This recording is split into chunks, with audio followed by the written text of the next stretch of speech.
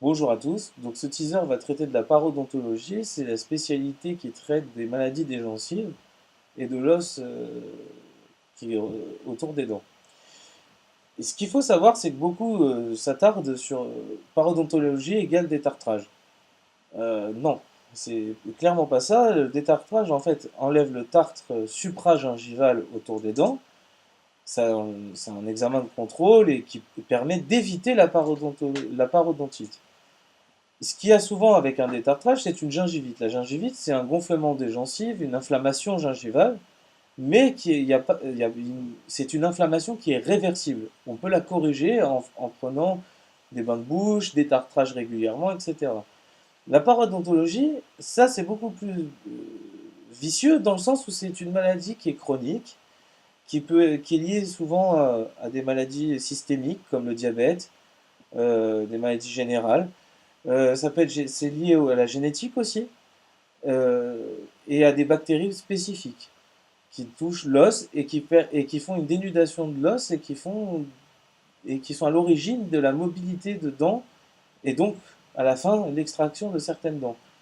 Et c'est une discipline qui n'est pas tellement expliquée par les praticiens puisque ce n'est jamais remboursé, c'est un acte hors nomenclature. Donc la plupart des gens présentent ça, bon, parodontologie, soins des gencives, détartrage. Et ça n'a rien à voir. La parodontologie, on regarde l'état osseux à partir d'une sonde parodontale.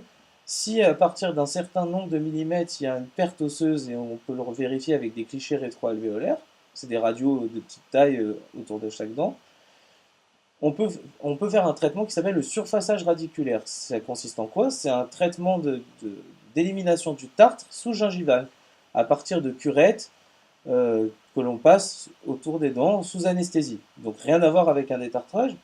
Et si cette parodontite elle est à un stade avancé, ça peut nécessiter une intervention chirurgicale où on fait un lambeau et on élimine le tartre après ce lambeau pour permettre de bien voir le tartre qui est sous la gencive. Parce que c'est ce tartre-là qui se nécrose, et à partir du moment où le tartre se nécrose, ce qui n'est pas le cas du détartrage quand on fait une gingivite par exemple, quand le tartre se nécrose, l'os meurt et on retrouve des patients à 50 ans qui ont des dents qui sont mobiles et qui se retrouvent avec une extraction, avec des dents que l'on doit extraire alors qu'elles n'ont jamais eu de carie. Et donc au dentiste, on pense à carie et on pense pas du tout à gencive et os. Et c'est très important de soigner l'aspect de la parodontie parce qu'on ne peut pas faire d'implant dans ce cas-là. On ne peut pas faire tout ce qui est intervention chirurgicale un peu plus complexe.